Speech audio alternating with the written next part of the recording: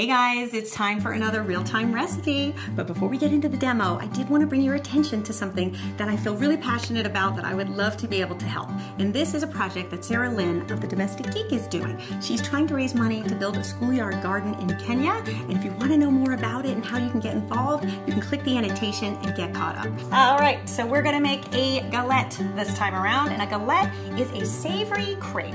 Most often people will know a French crepe, and those are great for either a snack or sometimes for dessert, but the savory cousin is a galette, and you can use all kinds of fillings inside, and they make for a great weeknight meal because they come together pretty quickly. So step one is we are gonna get our pan heated here. That's the first thing you really want to do, is get that pan nice and hot. And then we are going to get a little bit of grapeseed oil and just drizzle it in the pan. Now, I like the grapeseed oil because it can get to a very high temperature without smoking, what's known as a high smoke point. But you could also use canola oil or vegetable oil. And we're just going to take this paper towel here, you see, and we're going to just make sure it's well distributed. Okay, now for the batter. So traditionally in France, you use what is called blé noir, which is a black flour, essentially. That's the literal translation. And years ago, I used to try to bring this flour back until it exploded in my suitcase once, and I stopped doing that. Made a horrible mess. So instead, I am using buckwheat flour, which is something that we can find pretty readily available. It's pretty close. It's not exact, but it's pretty close. And you can get it usually in the flour aisle of your major grocery store or health food stores. So we're going to use a cup, and we're going to put it in there. See, and it has this really funny sort of gray color to it. But what it does is it has this really great nutty taste to it, which is great for something savory like a galette. Okay, and then we're gonna start with 1.25 cups. I always start with about 1.25 cups because depending on, we're gonna whisk this in, depending on the type of buckwheat flour you buy, I've seen real variations in it, and some of it can be very dense and some of it can be not as dense. So you wanna make sure you don't add too much milk. So let's see. This is actually, see, that's pretty dense. I'm gonna add a little bit more, so maybe like another 1/4 cup or so. Let's see how that is, okay. Yeah, that's better. Because see, we also have to add some eggs. And crepe or galette batter shouldn't really be thick like pancake batter. Really, the thinner, the better. Okay, I'll move that aside. And then the other thing we want to add is some salt. So galettes, because of the buckwheat flour, it needs a lot of salt to pick up the flavor. So we're going to add about 1/2 teaspoon or so. There we go. Then the next thing we're going to add are our eggs. So we're going to use 2 eggs. And the eggs are really important because that is going to give us the elasticity that we need for when we have to fold our galette. And I'm going to show you how to do that in a traditional way in a sec. So we're going to do 1 egg, 2 eggs, there we go. Okay, and then we are going to whisk that up. And so you can see this is a really perfect consistency. This is what we're gonna go with. That's great. We're gonna do 2 big ladleful, 1 and 2. See, and you want a lot of it because ultimately we want to turn this pan, see, all the way around. You want to go up the sides. Ooh, I gotta look what I'm doing here. You want to go up the sides because we don't have a huge crepe maker like they have in France where you get those really big crepes and galettes, which you need when you start folding everything in. But this will do the trick because it'll get it just a little bit bigger than what we have. And see, when you run out of steam like that, see how the batter, see if this batter is like done, it's all dry, then you can stop. And we're gonna let that cook. And you see all those little holes that are forming? That is what you want. That is the real mark of a traditional galette. So galettes are really popular in Brittany, which is where my husband's family is from. It's where we spend every year in the summertime. And anytime you go into a creperie and you order a galette, it will come with these little holes in the batter, and that's just a real traditional hallmark. Okay, so while that's happening, we can move this.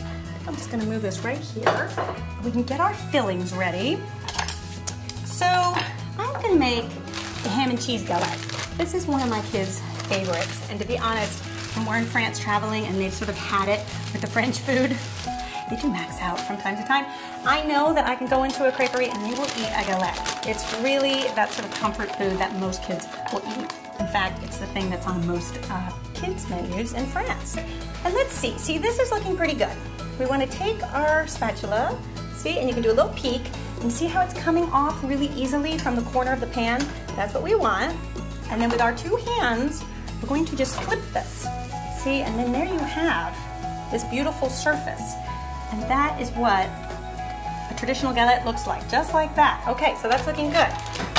Now, galettes are really best served with hard cider. That's how they serve them in France. And you'll see when you go, they have these little, these little cups that you serve the hard cider in. I love the hard cider with this. It does have a little alcohol in it. It's not a ton of alcohol, but if you don't drink alcohol, you could use apple cider or apple juice is what we give the kids. And they come in these nice little cups. I actually ordered this on eBay. I thought they were so cute and traditional. So we'll do that when we're done. All right, so I think these are ready. Okay, so then I'm gonna cruise over here with this. Okay, and here is the galette. And we are going to add our cheese. There we go. It's a healthy portion, right?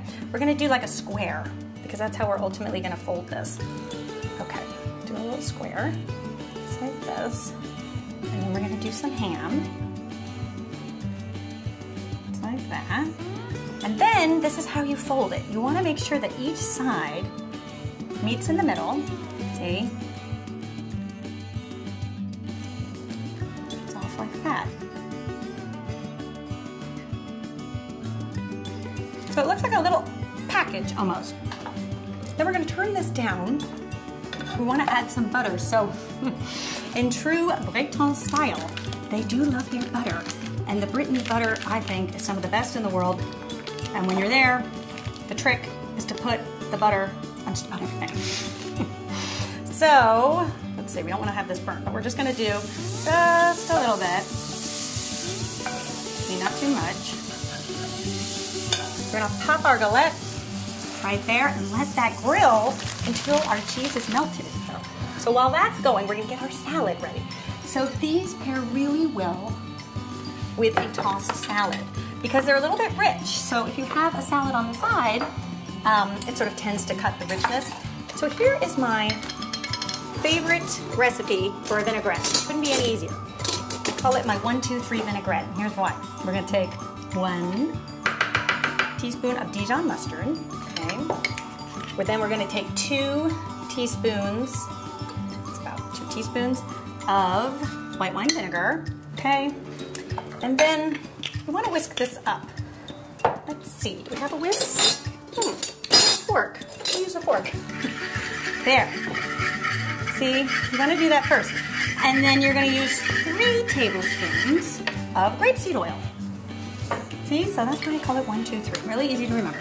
I like the grapeseed oil in a vinaigrette because I feel like it's really lighter than olive oil. And see how the oil is starting to emulsify with the mustard and the vinegar? This is why you really want to do it in stages. Let's see, we gotta get going. If you put too much oil in there, you're not gonna allow it a chance to emulsify. So you just wanna do it like that. And then, see, you start to have like a thicker dressing. And then we also want to flip this at this point. There, just like that. See how that's getting kind of golden brown? And then we're gonna just maybe up the heat a little bit, just to make sure all that cheese is melted. There, okay. And then a little bit more dressing. There, I think that's probably pretty good. See, and I just like to mix dressing right in the salad bowl because one less dish that you have to clean, and I find it so much easier that way.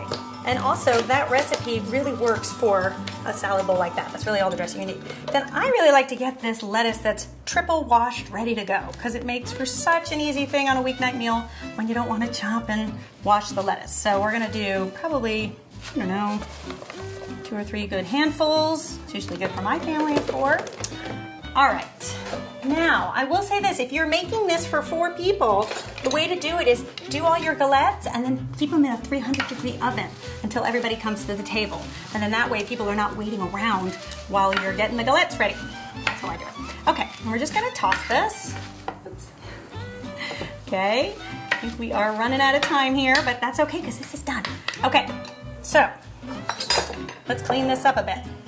we are going to take our galette, which is looking quite nice. Now you can see here, you know when the cheese is melted? Let's see, can one of you guys see that? See how the cheese, you kind of see it coming through? That means it's getting nice and toasty. And I'm gonna grab my plate here. I'm gonna just pop this on, like so. And then, see if we can just straighten it out a bit. Make room for our salad. There. And the salad is really great because the galette is a little bit rich, so to have something refreshing like a salad just pairs really well with it. And there you have it, dinner in 15 minutes or less. Okay, let's give it a try. Oh wait, I forgot the most important thing, our cider. So that is a really traditional thing to serve with a galette in a little cup like this. There we go. And the combination of the apple cider and the galette is just such a good combo. All right, let's give this a try, shall we? Let's see. Now I will say these work really well also with some of those gluten-free buckwheat flours. I've tried it with that too, and it works perfectly. All right, going in. Let's see. That is such a winner. The saltiness of the ham, the gooiness of the cheese, and the nuttiness of that buckwheat flour. It's a taste that can't be beat. I hope you guys give this one a try and let me know what you think. And if you'd like to see how to make a sweet crepe, you can also click the annotation and head over and watch that video too, and I'll show you how to make that as well. That would be a good dinner, the savory and the sweet all together. Okay, you guys, thanks for watching, and I will see you back here next time for another delicious recipe. Until then, bye.